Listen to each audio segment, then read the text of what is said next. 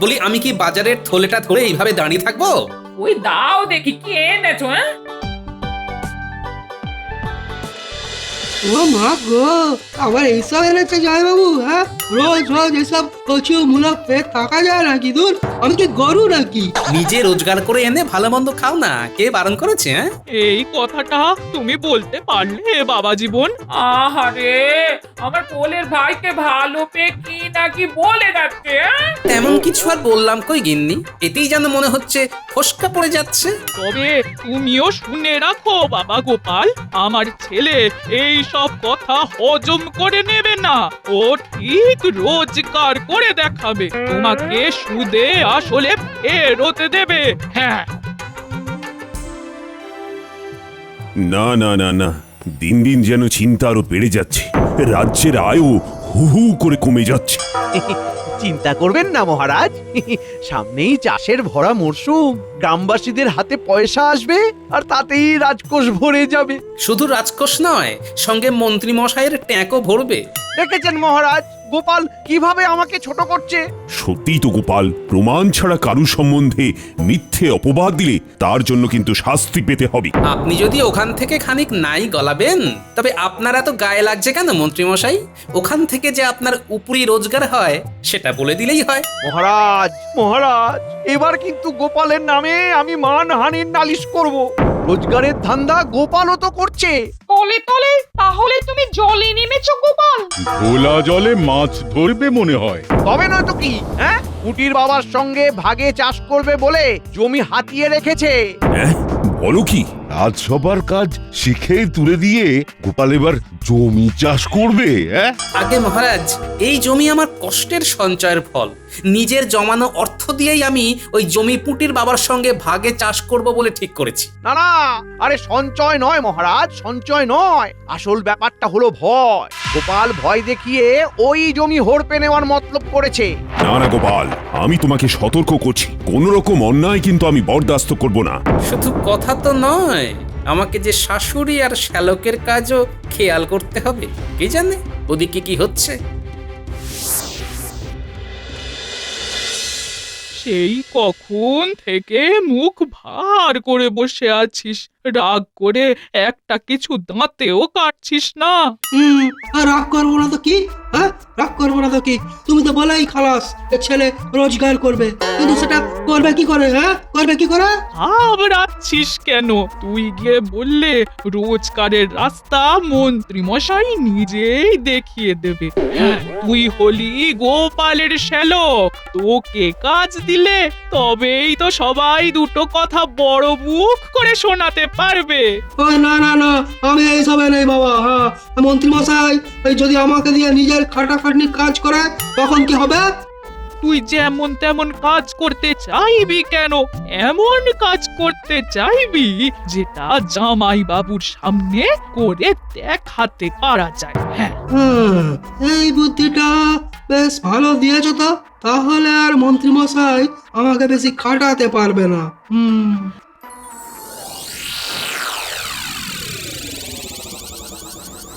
মহারাজকে দিয়ে আজ গোপালকে আচ্ছা করে বকা খাইয়েছি, এবারে নিশ্চয়ই গোপাল সমঝে যাবে। গোপালের থেকে সাবধানে থাকবে। গোপালকে যখন কোণঠাসা করেছো, গোপাল কিন্তু তখন তোমায় শুধু শুধু ছেড়ে দেবে না। গোপাল ছাড়ুক আর নাই ছাড়ুক, প্রজাদের কাছ থেকে ফসলের ভাগ আমি নেবই নেব। গোপাল আমাকে আটকাতে পারবে না। কিন্তু আমি তো আটকে গেছি মন্ত্রী মশাই। আরে, এই যে দেখি গোপালের শ্যালক। তা বালক, তোমার সমস্যাটা কি? জামাই বাবু দিন রাত উঠতে বসতে ওই রোজগার করা নিয়ে বড্ড খোঁটা দিচ্ছে। আপনিও আমায় যেভাবে হোক ওই জামাই বাবুর চোখের সামনে না ওই কিছু রোজগার করার একটা ব্যবস্থা করে দিন তো। আমি কিছু ওই রোজগার করে দেখাতে চাই। এই সুযোগটাই তো আমাকে কাজে লাগাতে হবে। কোনো একটা ব্যবস্থা হবে না মন্ত্রী মশাই? ও মন্ত্রী মশাই, হবে না? শোনো, সামনেই চাষের মরশুম আসছে। বাড়ির কাছেই গোপাল আর একজনের সঙ্গে ভাগে চাষ করার জন্য যে জমি নিয়েছে, সেটাই চাষ করো গিয়ে। চাষ করব আমি? হ্যাঁ, করবে। আর যা রোজগার হবে সেটা তোমার, তবে তার একটা ভাগ আমাকেও দিতে হবে। তার মানে লাভের গুড় আপনিও খাবেন এই তো পিঁপড়ে আপনি বুঝেছি। গোপাল যাতে ট্যাঁফু না করে সেটা তো আমাকেই দেখতে হবে। তবে ভাগ না পেলে শুধু চাষ করাই নয়, তোমার যে কৃষ্ণনগরে থাকাই বন্ধ হয়ে যাবে শ্যালক। না না না না না না, আমি বুঝে গেছি কি করতে হবে। তাহলে ওই কথাই থাকলো, এখন জমিতে যেমন যা করার তুমিই করবে, কেমন? সেসব নিয়ে তোমায় ভাবতে হবে না গোপাল দাদা, তুমি ঠিক সময় এসে হাত লাগালেই হবে। তোমার সাথে ভাগে চাষ করব বলেছি যখন, তখন একেবারে কোমর বেঁধেই লাগবো, চিন্তা করো না। তবে আর কি, মিলেমিশে ঠিক হয়ে যাবে। তাহলে মন্ত্রী মশাই এই জমির কথাই বলছিলেন। না না না না না না, যাই মায়ের সাথে আলোচনাটা একবার সেরে নিয়ে এই ফাঁকে।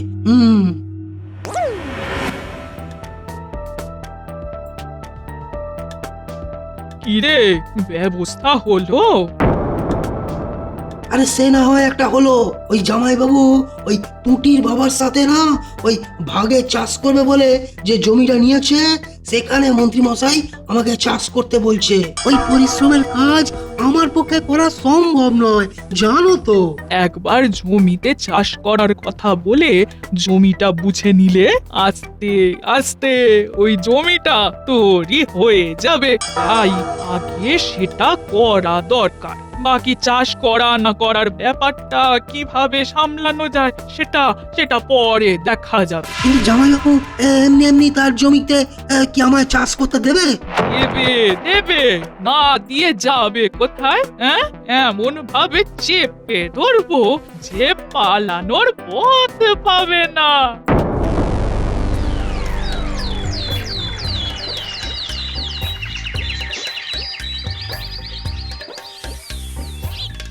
যাক, বেশ একটা ঘুম দেওয়া গেছে, এবারে ধীরে সুস্থে বাকি কাজ করতে হবে। এই যে বাজার থেকে কি কি আনতে হবে সব লিখে দিয়েছি, এবার চটপট নিয়ে চলে এসো। হ্যাঁ, পারবো না, তোমার মা আর ভাইয়ের তোয়াজ করার জন্য এবেলা ওবেলা বাজার করে আমি আনতে পারবো না। এমনিতেই সময় মতো রাজসভায় যেতে না পারার জন্য আমাকে কথা শুনতে হচ্ছে। তা বাবা, রাজসভার কাজই যখন ঠিক মতো সামলে উঠতে পারছো না, তখন চাষের কাজ কি করে সামলাবে? অবাক কাণ্ড, এই ব্যাপারটা পাঁচ কান হলো কি করে? ওই পুটির বাবার সঙ্গে যে জমিটা ওই ভাগে নেওয়া আছে, সেটা কি তবে ফাঁকাই থেকে যাবে জামাইবাবু? বুঝতে পেরেছি, ওই শাশুড়ি আর শ্যালক তার মানে বেশ আটঘাট বেঁধেই এসেছে। তা চাষের কাজটা না হয় আমার ছেলেই সামলাক। গোপাল বাবা জীবন, তুমি বরং রাজসভার দিকটাই দেখো। হ্যাঁ হ্যাঁ, সেটাই ভালো হবে। হ্যাঁ, ভালো মন্দের তুমি আর কি বুঝবে গিন্নি? বাবা জীবনকে দেখেও খারাপ লাগে। আহারে, কত কষ্ট আর সহ্য হয় না। বেচারা জামাইবাবু না একটু বিশ্রামও পায় না, সত্যি। এই দেখো দেখো, আমার মা তোমার জন্য কত কত ভাবে। দেখে তো আমার চোখে জল চলে আসছে। যা বুঝছি শাশুড়ি ভালো মতোই পেঁচ কষেছে, তবে জমি চাষের দায়িত্ব শ্যালককে দেওয়া ছাড়া তো এক্ষুনি কোনো উপায় দেখছি না। তবে কি স্থির করলে বাবা? আপনি যেমনটা বলছেন তেমনটাই হবে, না হয় পুটির বাবাকে জানিয়ে দিচ্ছি, তারপরে দেখা যাক কি হয়।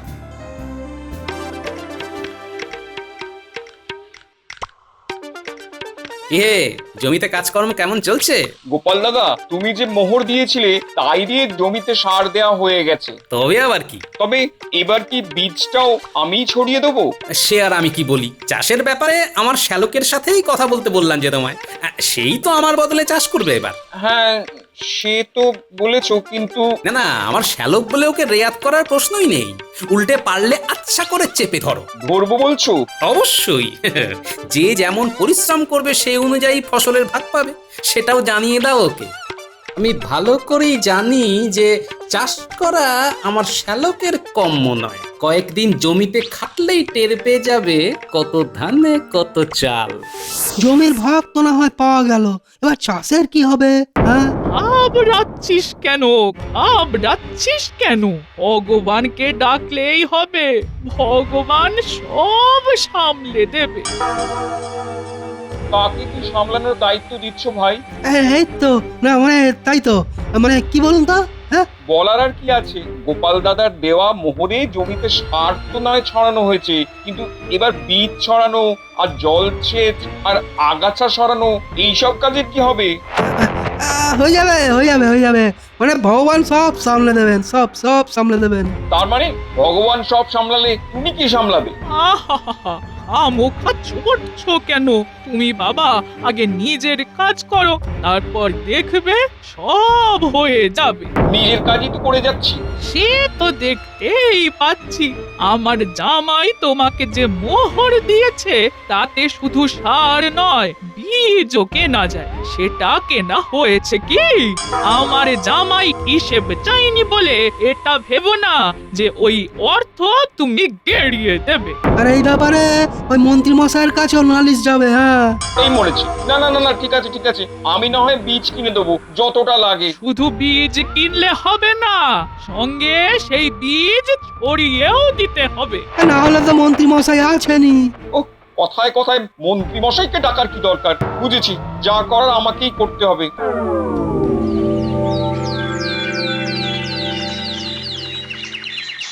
বলছিলাম কি, এবার তো কোলে বীজ থেকে চারা গাছ হয়ে গেল, এবার অন্তত একটু হাত লাগাও। ইচ্ছা তো করে হাত লাগাই, কিন্তু কি করি বলো দাদা, সব কিছু যে ওই ভগবানের হাতে ছেড়ে দিয়েছি। তার মানে কিছুই করবে না? না, কিছু তো করতেই হবে। অনেক বেলা হয়ে গেছে, এবার না খেয়ে শুয়ে পড়তে হবে।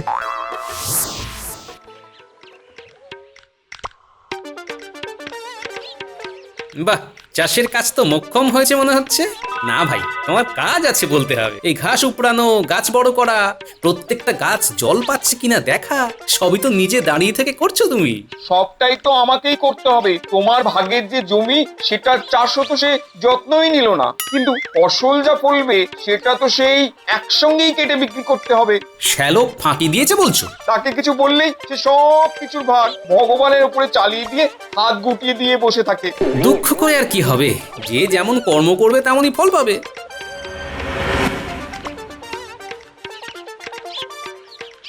তাই গো গিন্নি, তোমার রত্ন ভাইটি কোথায়? দুবেলা চারবার খেয়ে ক্লান্ত হয়ে ঘুমিয়ে পড়লো নাকি? আরে বাবা, হয়েছেটা কি সেটা বলবে তো নাকি? কি আবার হবে? সৎ উপায়ে বাড়তি রোজগারের যে চেষ্টা করেছিলাম সেটাও আমার গুণধর শ্যালকের জন্য লাটে উঠতে বসেছে। কিছু কি গোলমাল হয়েছে বাবা? হ্যাঁ, গোল চৌকো তিন কোনা সব হয়ে গেছে। দুদিন পরে ফসল উঠবে, সেই ফসল বিক্রির অর্থ আর ঘরে ঢুকবে না। আরে আরে, অত উত্তেজিত হলে হয়? ভগবানের কৃপায় সবই ঠিকঠাক হবে। দেখবে আমার ছেলে মোটা অর্থ রোজগার করবে। হ্যাঁ, আফসোস একটাই, সেই অর্থের ভাগ আবার ওই মন্ত্রী মশাইকে দিতে হবে। হ্যাঁ, তাই বুঝি? আচ্ছা, তার মানে ব্যাপারটা হলো এই। কি ব্যাপার, কিসের ভাগ? আমি তো কিছুই বুঝতে পারছি না। কিন্তু আমি যে একটু একটু করে অনেকটাই বুঝতে পারছি গিন্নি। না, এদিকটাই যা হলো তো হলো, এবারে যাই দেখি রাজসভায় আবার কেমন কি আলোচনা হচ্ছে।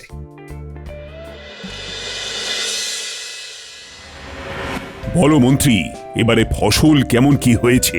এবারে তো জমিতে সোনা ফলেছে মহারাজ। আপনি নিশ্চিন্তে থাকুন, চাষিরা ভালো দাম পাবে। কিন্তু সেটা তো শুধু মুখে বললে হবে না, নিজে গিয়ে খোঁজ খবর নিয়ে দেখতে হবে তো। সেটা তো দেখতেই হবে। মন্ত্রী মশাইয়েরও তো একটা দায়িত্ব আছে নাকি? আর সেটা তো তিনি না বলতেই পালন করেন, তাই উনি তো যাবেনই। আর তারপর বাছাই করা কয়েকজনের কাছ থেকে ভাগের ভাগটাও নেবেনি। আবার গোপাল তুমি মন্ত্রীকে দোষারোপ করছো। আমার আর কি করার আছে আপনি বলুন মহারাজ। তাহলে মন্ত্রী, তুমি যখন প্রজাদের খোঁজ খবর নেবে তখন গোপালও সঙ্গে থাকবে, ফসলের হিসেব লিখে রাখবে। বেশ, তাই হবে।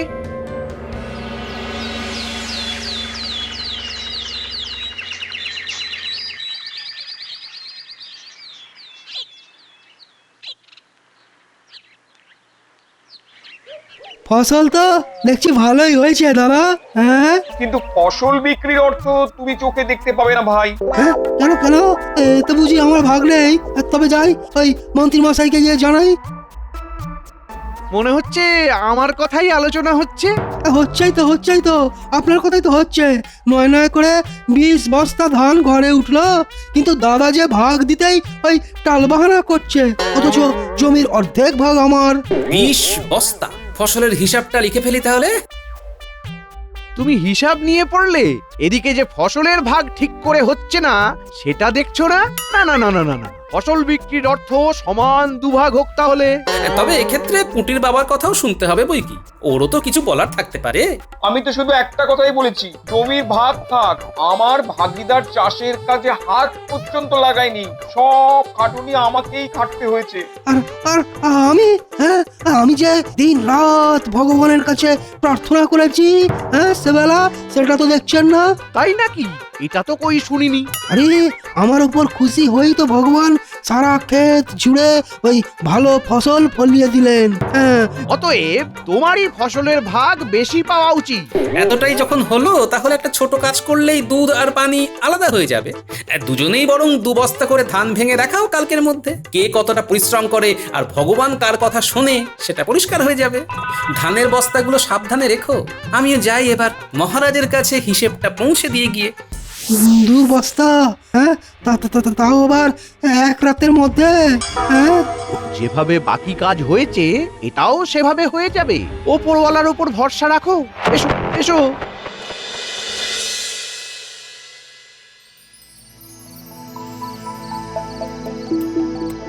মনে হচ্ছে সদর দরজা খোলার আওয়াজ।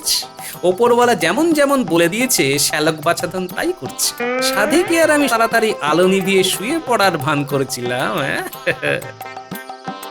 যাই পিছু পিছু গিয়ে দেখি, কিছু তো একটা ঘটবেই।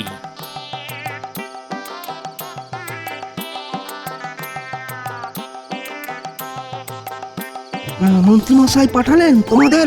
হ্যাঁ হ্যাঁ, মন্ত্রীমশাই আমাদের দায়িত্ব দিয়েছিলেন। আমরা একেবারে দায়িত্ব নিয়ে 2 বস্তার চাল নিয়ে চলে এসেছি। বাহ বাহ, বেশ বেশ, ওই মন্ত্রীমশাইয়ের একেবারে পাক্কা কাজ। ওই কাল তবে দেখাবো, ওপরওয়ালা চাইলে ওই রাতারাতি 2 বস্তা ধান ভেঙে চাল বানিয়ে নেওয়া কোনো ব্যাপারই নয়। তুমি কি দেখাবে চাঁদ? দেখাবো তো আমি, তাও একেবারে চোখে আঙুল দিয়ে।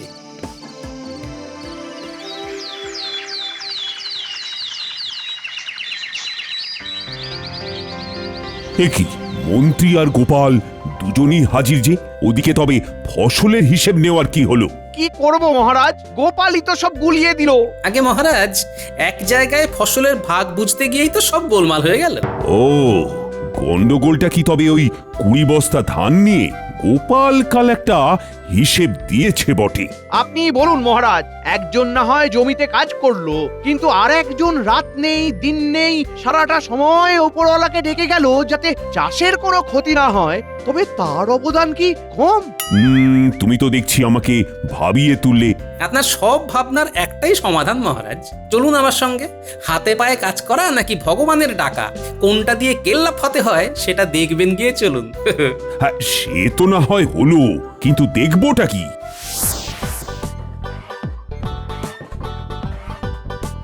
থাক থাক, খুব হয়েছে। মহারাজ এসে গেছেন, এবারে দেখাও দেখি ক বস্তা চাল কুটেছো গতর খাটিয়ে। আমি বলি কি, আমার শ্যালকও বোধহয় ওপরওয়ালার আশীর্বাদে ভালো কিছুই করেছে, তাকেও ডেকে আনা হোক তাহলে। নিশ্চয়ই, আয় নিয়ে এসো তাকে। এই যে মহারাজ, সারা রাত খাটাখাটনি করে 1.5 বস্তার মতন চাল বের করতে পেরেছি।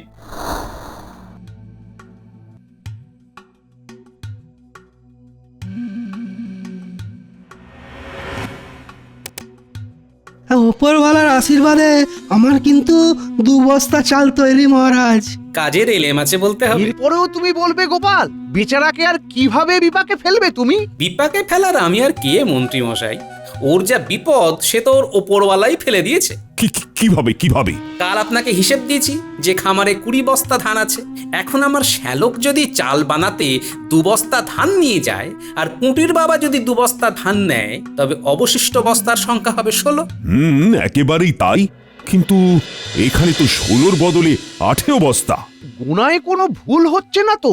ভুল তো আপনার হয়েছে মন্ত্রী মশাই। আপনি 2 বস্তা চাল পাঠিয়েছিলেন রাত থাকতেই, আর খেয়াল করলেন না এখান থেকে 2 বস্তা ধান না সরালে 2 বস্তা বলেছে, চালটা তাই গল্প তো হয়ে যাবে। এবার তো মনে হচ্ছে ধরা পড়ে যাব। কি মন্ত্রী, ফসলের ভাগ তবে ঠিকঠাক হয়েছে তো? না মানে বটা ঘটা যে এমন মূর্খের মতো কাজ করবে সেটা বুঝতে পারিনি। তাহলে বোঝাই যাচ্ছে ফসলের মূল্য কার পাওয়া উচিত। যে পরিশ্রম করেছে তার। তবে জামাইবাবু, এইভাবে নিজের নাক কেটে পরে যাত্রা ভঙ্গ করাটা কি ঠিক হলো? কাউকে কাউকে শিক্ষা দিতে গিয়ে নিজের নাক কাটলেও ক্ষতি নেই।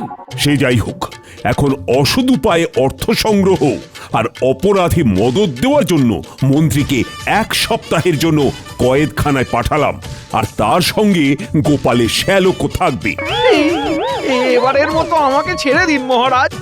আমিও আর এমন কোনো কাজ করব না মহারাজ, ছেড়ে দিন মহারাজ, আর করব না। আমার কোলের ছেলেটাকে অন্তত ছেড়ে দিন মহারাজ। কথায় কথা বাড়ে, আপনি কিন্তু কথা বাড়াবেন না